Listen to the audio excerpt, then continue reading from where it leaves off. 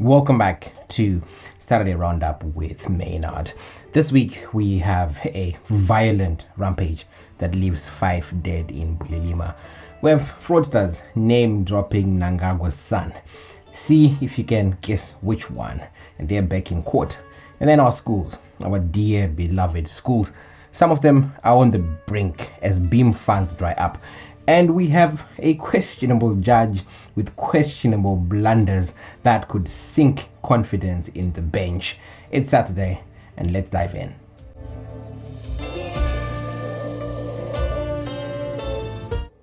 We start in Bulilima and a shocking tragedy in Madlambodi. Police say 43-year-old Pamani Sibanda killed 5 villagers in cold blood during what is described as a brutal rampage that mimics or rivals the worst horror movies you could think of, except this is real life. His victims included centenarians, Elliot Coupe, who was 101 years old, and a 97-year-old by the name Buto Chuma. He also killed, tragically, a 6-year-old girl, a grandmother, and also a 72-year-old villager. 2 women survived those attacks, but they were left badly injured with life-changing injuries. Authorities describe Sibanda as a mental patient. He allegedly moved through Bellas and central villages, attacking people with a log, like a huge log, a very blunt object, and sometimes he even carried a sharp weapon. 7 people were struck by this guy, 5 dead, 2 in hospital. Assistant Commissioner Paul Nyati, he's urged families to monitor the mental health patients that they know about closely and called for quick referrals to hospitals. Tragically, in this instance, it's a little too late for the 7 victims and the several families that have been ripped apart, including even eyewitnesses who battle trauma for the rest of their lives. It's all a chilling reminder. Untreated mental illness can explode into community tragedy at any time. But here's the question. With such limited mental health services in rural Zimbabwe, let alone urban Zimbabwe, who really bears the blame when a patient slips through the cracks and commits cold-blooded murder?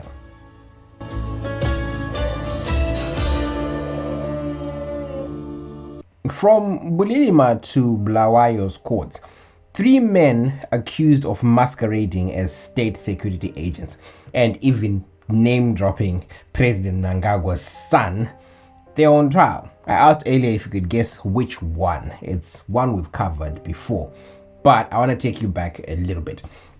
Mnyaradzi Charakupa, Tawanda Mangi, and Victor Jaja, their charges are fraud, extortion, and impersonating officials, obviously. You might ask what happened and could they be a bigger story? Well, prosecutors, they say that this trio, they posed as operatives from the president's office or president's department, or pretended to be police, sometimes saying they're part of the protection unit, and name-dropping the military defense intelligence establishment along the way. Their alleged target is, get this, a lawyer. An accomplished lawyer. His name is Dumisani Dube, and he has some mining clients. So what these 3 guys did is they allegedly squeezed more than $55,000 between February and August last year. And get this, they actually got the lawyer to pay. On one occasion, these 3, they forced Dube to hand over $40,000 after waiving some fake power of attorney, making them directors of a company. I think it was called Fool's Investment. Forgive the pun and the irony, but imagine fake guys claiming to own a company called Fool's Investment and then getting a lawyer to part with $40,000. But apparently this is what happened, and while doing so they repeatedly invoked the name of Sean Mnangagwa, one of the twins. Dube eventually traveled to Harare and tried to set up an appointment with Sean so that he could, ease tensions out and fix things, and he could stop paying sons of money. But Sean Mnangagwa denied knowing these guys, denied knowing what the issue was, and told him to go and report to the police, and that is precisely what the lawyer did. The magistrate, however, in all of this, he's already struck off one charge, citing lack of evidence. But the trial resumes on August 22, and it'll be interesting to see what happens as the week goes on. What's striking here is it's the ease with which conmen exploit political names for fear and profit. It makes you wonder, if someone's willing to pay 55,000, what precisely are they trying to protect? And how have we become this society that when somebody says, I'm coming from Mnangagwa's office or Mnangagwa's son's office, they get shaken down? And I mean, if a lawyer can be shaken down with forged papers and threats, what chances does, say, an ordinary villager even have in our country?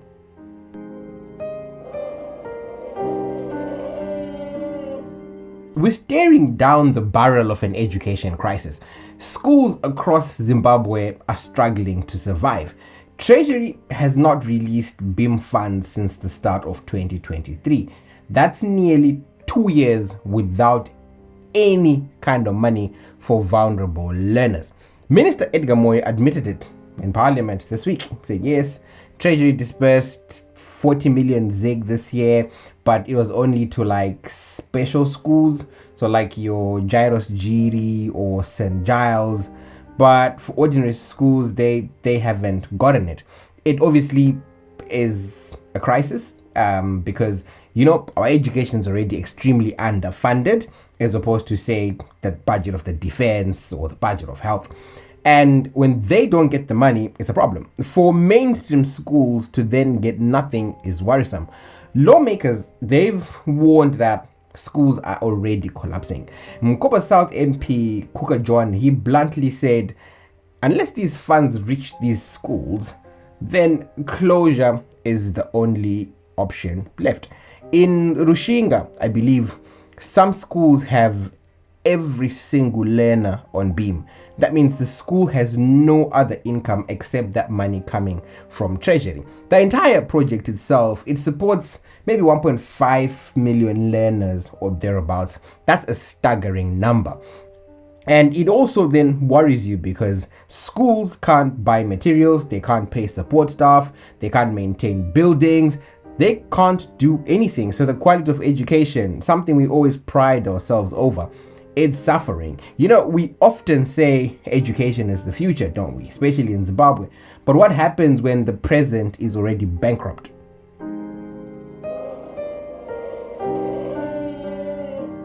Let's talk scams. A key Beven Capital fraudster has finally been caught. Shepard Chibaya was arrested in the United Arab Emirates. And guess what? He was extradited to Zimbabwe.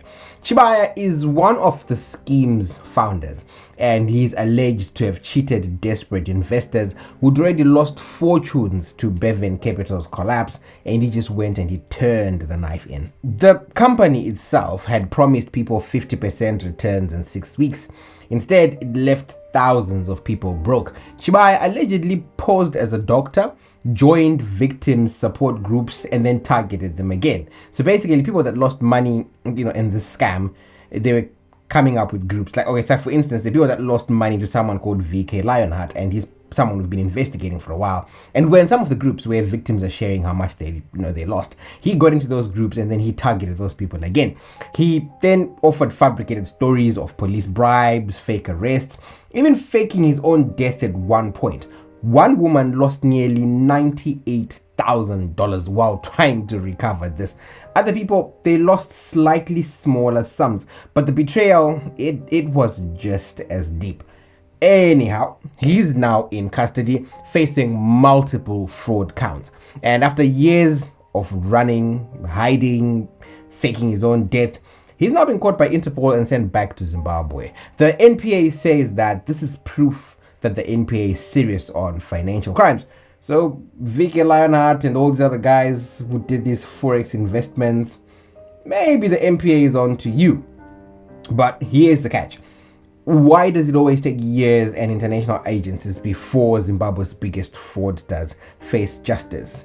There is something about something that was going on not long ago. How long will those victims, have to wait to get some form of justice? Although, if you're watching, Please don't part with thousands of dollars to anyone promising you crazy profits. Once your profit is about 10 or 15% in weeks or months, just run, you're being scammed.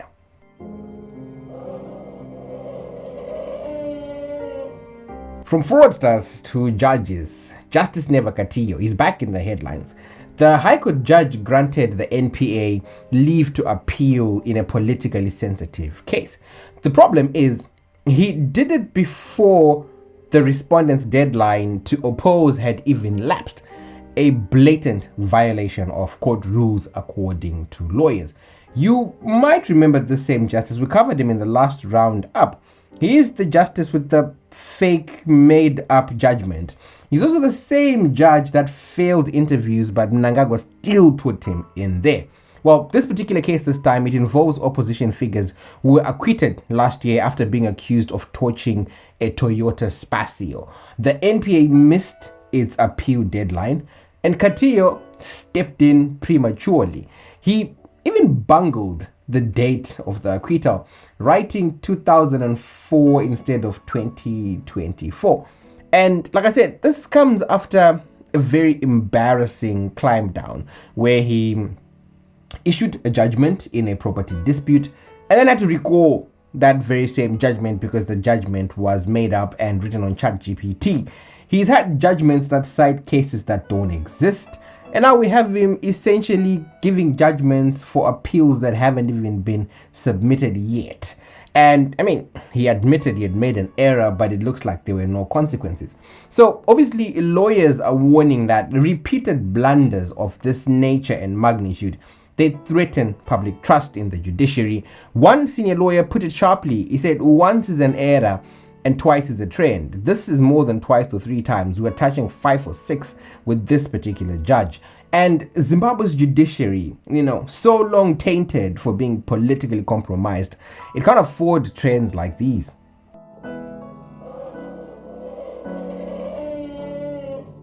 In Bulawayo, Deputy Mayor Edwin Lovu is breathing easier. He's been acquitted of allegedly demanding a $20,000 bribe from a company seeking land for a cement power plant. Jeez, I almost said cement pot. Anyway, yeah, they wanted a cement plant and the allegations were that he asked for $20,000. But the state's case fell apart because the key exhibit, the key piece of evidence in this case, it was a handwritten document, and that's now been ruled out. Basically, the magistrate said this is unreliable. A handwriting expert claimed Lovu wrote that document, but the complainant herself then admitted authoring part of the document. And the magistrate noted that, hey, look, unless two people share identical handwriting, this particular piece of evidence doesn't add up. And without that piece of evidence, that case pretty much dies. So Lovu walks free.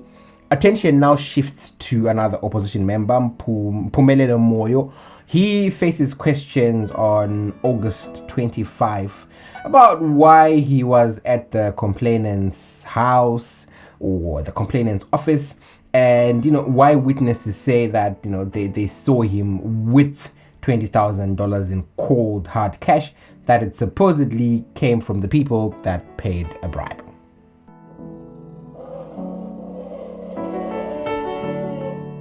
And finally, Harare's underground banking.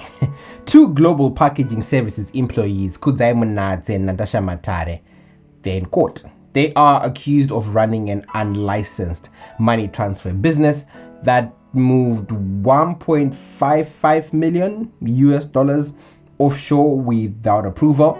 Prosecutors say these crimes happened sometime between January and August, and that this company took in cash locally and then paid it out in the United Arab Emirates. So they were basically a money transfer business, your Nkuro, your world remits, but operating on the side. It seems a very lucrative business because you remember there's that thing with Access Finance as well that popped up, and there's somebody else again who's been arrested quite recently for it.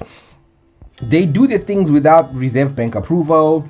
It's illegal, plain and simple. It's money laundering. Police apparently recovered more than $310,000 in cash and receipt books. You know, I thought things were bad in Zim, but I keep reading about these millions being moved to different countries, these businesses that move 10, 15 million a day. And of course, this pair in particular, they now face charges under the Exchange Control Act, which include things like money laundering. But they're out on bail for $500. The case has been remanded to September 15. You would say it's another sign of Zimbabwe's shadow economy. The actual economy, it looks dead. It's not functioning. People are struggling. But you still have money flowing out while the formal system itself remains dry or bleeds dry. That's your Saturday Roundup, from Bulilima's tragedy to courtroom dramas to fraudsters and failing schools. Zimbabwe never runs short of stories, but like someone said in the comments, no country ever runs out of stories. I'm Maynard, and see you next week.